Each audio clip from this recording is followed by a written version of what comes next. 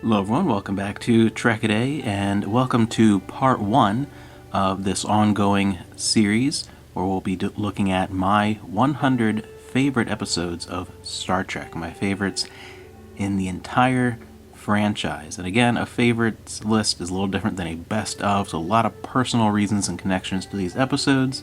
If you missed my intro video, make sure you check that out before you dive in. And let's go ahead and start with number 100. And right off the bat is an episode that's probably not a common choice for a top 100.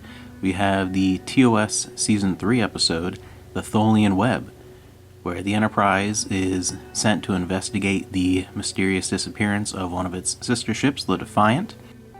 And while aboard the ship, Captain Kirk is trapped in an inner space spatial anomaly, and the Enterprise itself is dealing with being trapped by the Tholians in their very interesting web technique that they use, along with dealing with a sudden, mysterious mental degradation that is affecting the crew. So a whole lot going on in this episode. It's definitely my favorite from the third season, which is the weaker season of the original series, and the reason why it makes it all the way up to number 100. And remember, we're getting close to the 1,000 episode mark with Star Trek. So as a franchise, man, this was hard to put this list together and really dial down my top 10% favorite episodes. This makes it onto the list because this is the first episode that I ever saw of the original series. Some point in reruns, I'm not sure exactly when. At some point during the airing of Star Trek Next Generation, somewhere around season 4 probably of TNG as that was airing, I happened to catch some reruns of TOS, and that was my introduction to that series, and this is the first one I ever saw, so this was my first interaction with this era of Star Trek and this crew, and for that reason it has really stuck out in my mind and is one that has always remained a favorite because of that experience. The Star Trek Enterprise Season 4 episode, Home. I thought this was a fascinating episode because it's one of the few times that we really got to look into the repercussions of the negative aspects and experiences of space travel and everything that the crew went through during Season 3 and how those events change their perspectives, and especially when they come home and Captain Archer, he started off as this very positive explorer looking forward to expanding the horizons of Earth's understanding of the universe and the galaxy they are a part of, and his reaction to those events and just the discussions that he has and his changing perspective, as well as coming back and the struggles that Earth itself seems to be having with a growing discontent and isolationist ideology after the events of the third season, and everyone kind of dealing with those and dealing with the changing times and the changing perspectives and kind of getting a hold on where the future will take them. And then you also have one of my other favorite elements in this episode with Trip and T'Pol visiting her family on Vulcan. Number 98 from Voyager's Season 5, Juggernaut. As you'll probably see throughout this list, I am a big fan of B'Elanna, one of my favorite characters and probably my overall favorite from Voyager, just someone who I really connected with while the show was airing. And even though this is not necessarily a fan favorite episode, I really enjoy any B'Elanna focused episode, and I enjoy what it tried to do, because Star Trek sometimes can pull off a more horror feeling element and sometimes not as successfully. This is the one where I feel like that element worked very, very well. Voyager finds a damaged Malon freighter that is in dire straits and is about to contaminate its deadly radiation if things fail.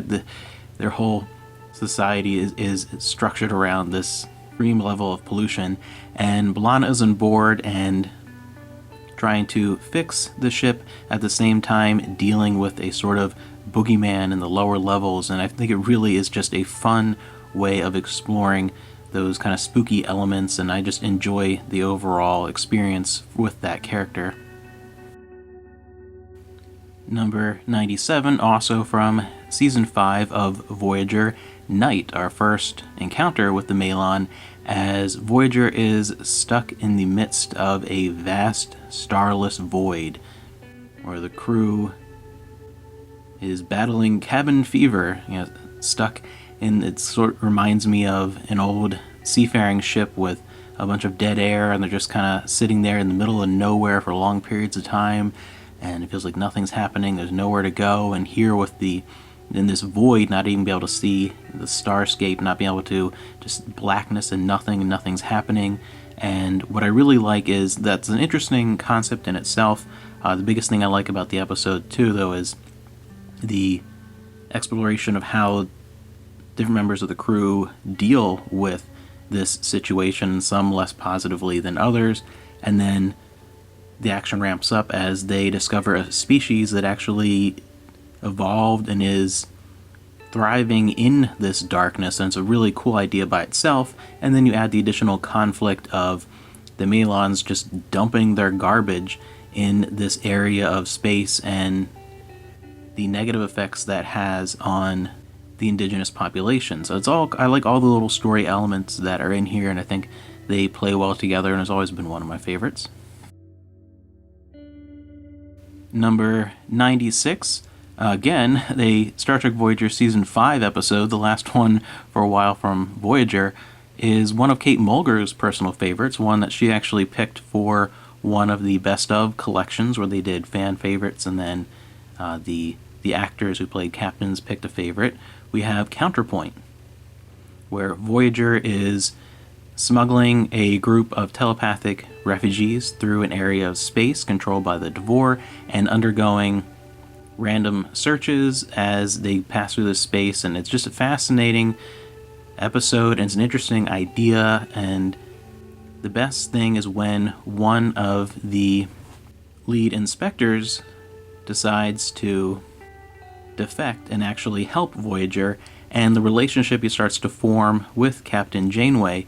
And there's always this tension because you never quite know during the course of the episode till you get to the climax whether or not is he truly, or is he just kind of faking it and be acting as a spy, and you never know. And it gets to that point where you see Captain Janeway slowly let her guard down and become emotionally involved, and then you get the climax where he does betray them, and then you get the switchback where, like, well, even though she was emotionally involved, the captain, of course, was also prepared for the other possibility, and it just works really well. And I love the balance and all the scenes between those two characters, what really makes this episode work, and it's fascinating to see that counterpoint. Number 95 is the earliest episode of The Next Generation on this list, all the way from Season 2, TNG's A Matter of Honor, where the Enterprise is engaged in a cultural exchange, and the highlight of that is definitely Riker serving aboard a Klingon bird of prey. And I loved this because the whole concept of the cultural exchange and the officer exchange, which is revisited later with the introduction of Worf's brother Kurn, is such a very Starfleet thing to do, and it's such an interesting idea, and it's such a great opportunity to show differences in culture, and to be able to explore different elements of the universe outside of strictly being on a Starfleet vessel. And why it really works is because of Riker on that Klingon bird of prey getting one of the best early looks at Klingon culture, and it had a fantastic balance of the tension and the drama as well as the humor. It was one of the funniest early episodes of TNG. Number 94, from the first season of the original Star Trek series, we have The Devil in the Dark. The Enterprise is sent to a mining colony that is being terrorized by a mysterious monster. although the situation is a little more complex than that, as we find out they are disturbing the eggs of a dying indigenous race that they had no idea about. And it's fascinating because it shows the possibility of such extreme misunderstandings as we explore areas of space and encounter things that we never really thought about before, types of life that we never thought could exist, and the unintentional harm that can that, as well as being one of the best early examples of exploring a form of alien life that is more than just another humanoid. Number 93, from Star Trek Voyager's third season, we have Distant Origin. And I just thought this was a fascinating concept, and I really wish that in some form it had been revisited because it's a cool idea. Voyager discovers an extremely advanced culture that turns out is descended from Earth's dinosaurs, how we are not the first life form on this planet that evolved to the point where they have the capacity for interstellar travel.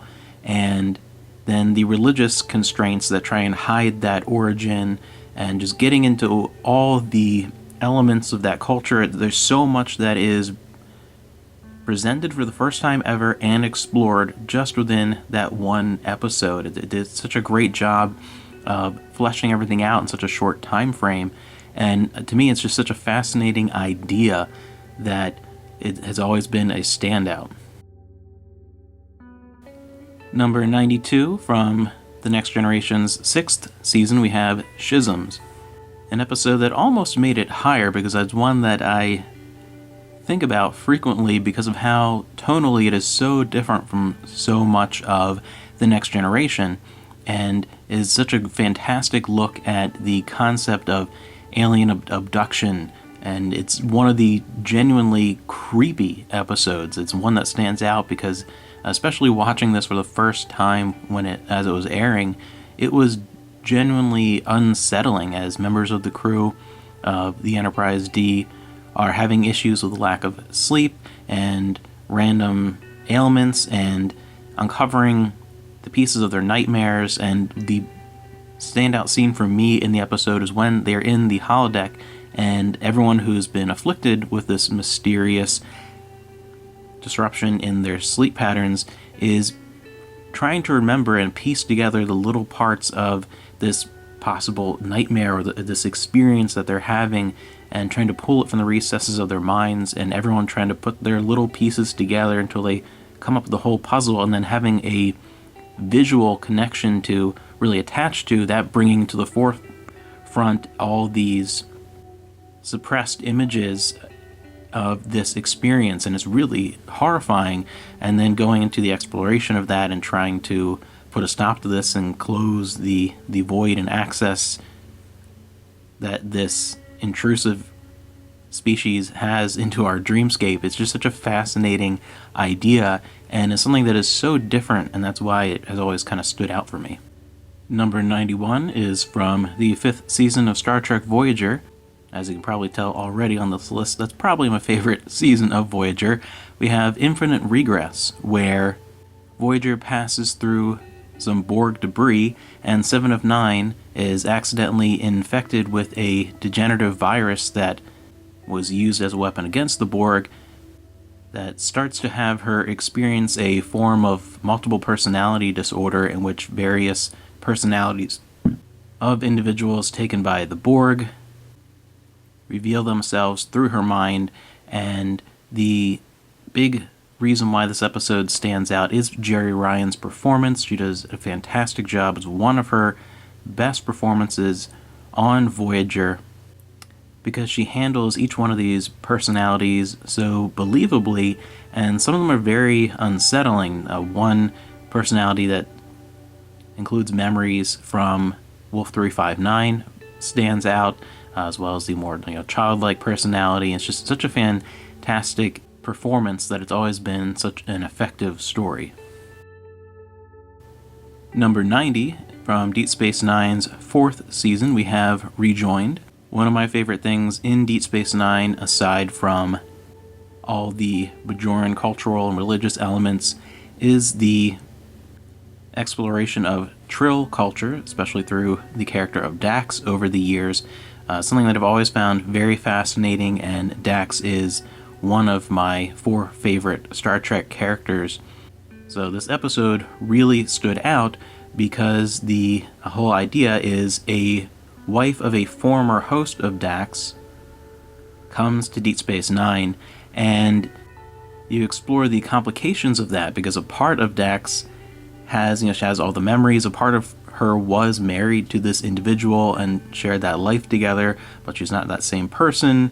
But again, there's that connection. There's something that's revisited later on with Ezri and Worf's situation, but also explores the part of Trill culture that makes sense, where they to try and not complicate these situations and just all the moral issues that show up, and the general complications of meeting up with a previous host's spouse, or like just someone with very close connection, complicates things to the point where they try to avoid that, and you have this tension, and it's just very interesting the way the whole thing plays out. Number 89 from Deep Space Nine's 7th season, we have the Siege of AR 558. This is a very emotional episode that truly brings home the horrors of the Dominion War, as the crew of the Defiant is attempting to resupply Starfleet troops defending an important communications relay, and we have sort of a defend the Alamo type situation as they are besieged upon by overwhelming numbers of Jem'Hadar and the horrible anti-personnel mines, the Houdini mines that pass in and out of subspace, and it's kind of like having invisible cloaked mines that will just sort of appear.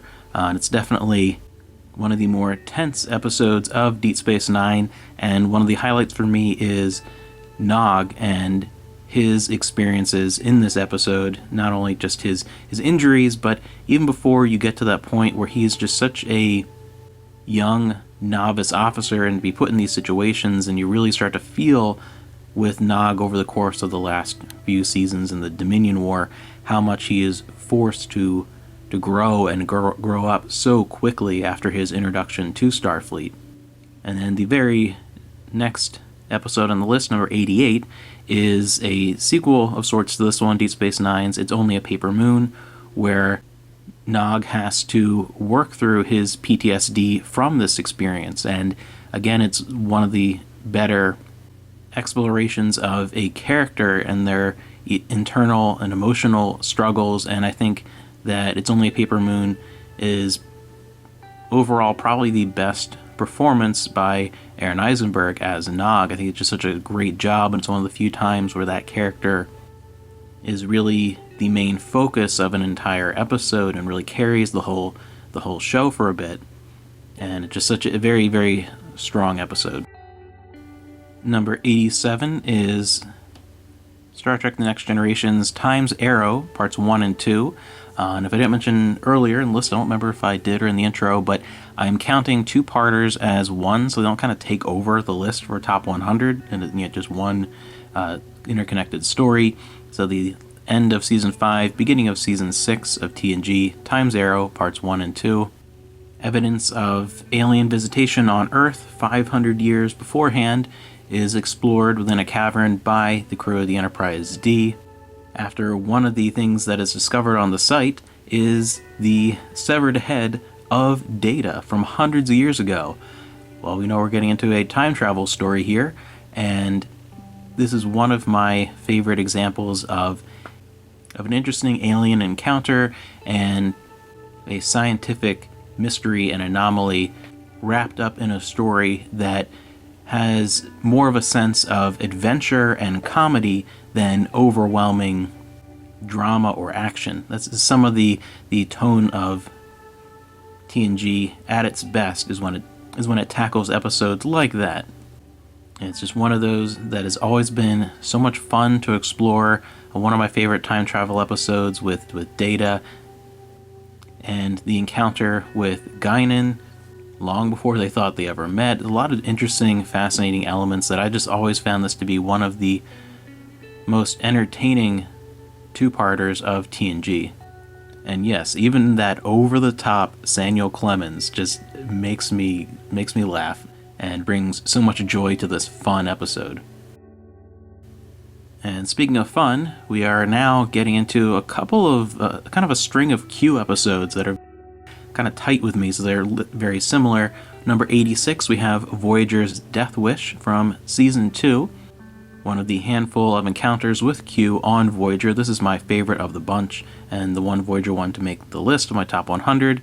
Not only does it bring the humor and fun of a Q episode, but it also brings an interesting exploration of the culture of his people within the Continuum, and has an interesting moral dilemma that's handled in a fascinating way when another member of the Q Continuum, who was locked away, wants the ability to die with dignity, to have control over his own mortality.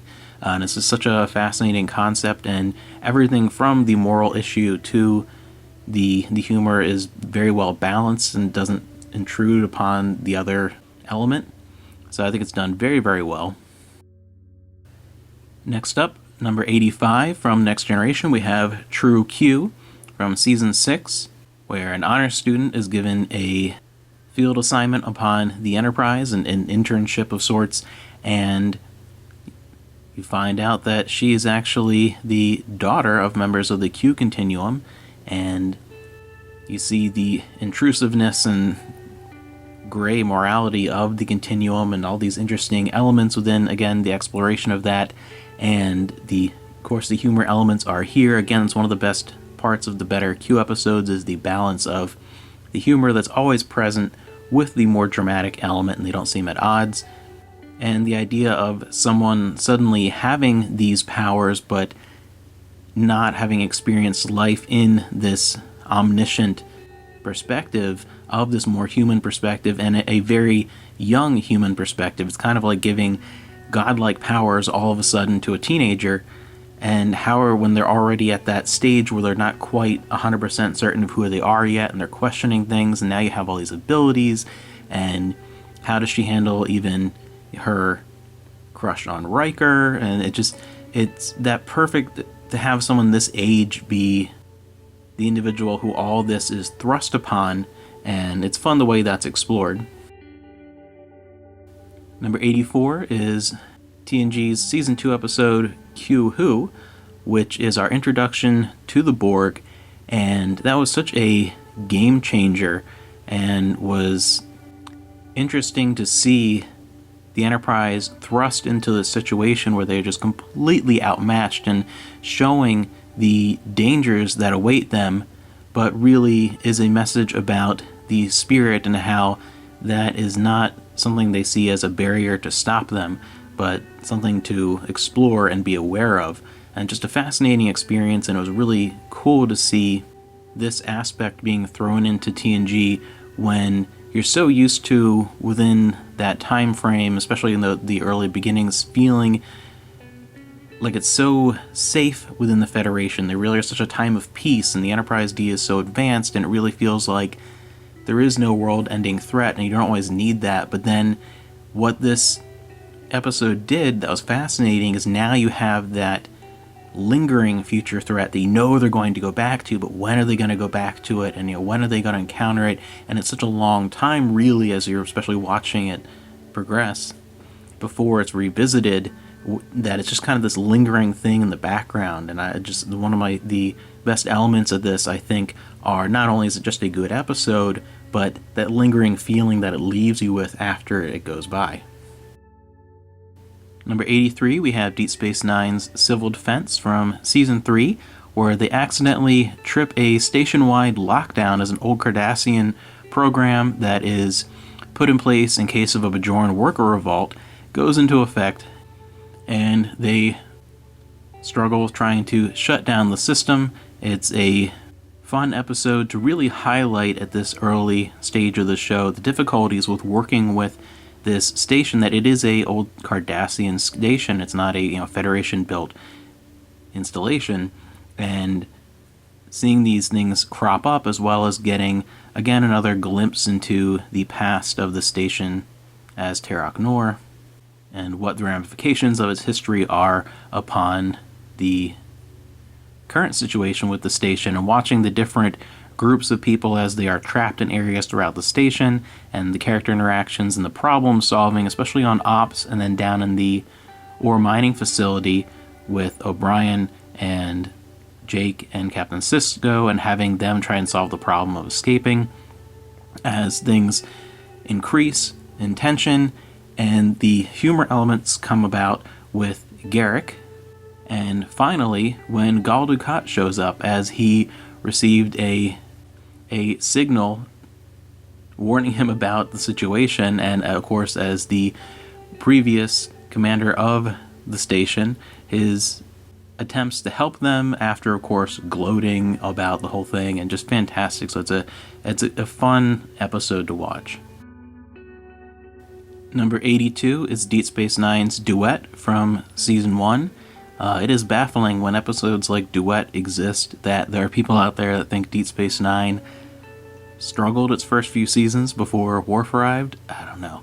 But Duet is, again, another fascinating drama and character study when a Cardassian suffering from a very rare disease is trapped in a conflict of mistaken identity with Kira, as he had to have worked in a Bajoran labor camp, which has a lot of parallels in this episode to Nuremberg trials and people who would have worked at a place like Auschwitz. It has a lot of parallels to that real life situation, and Kira's determination and to convict him as a war criminal, and her struggle, and the great mystery of really, who is this person? Is he this integral figure to that infamous camp that Kira is convinced that he is, or is it a case of mistaken identity? And this back and forth and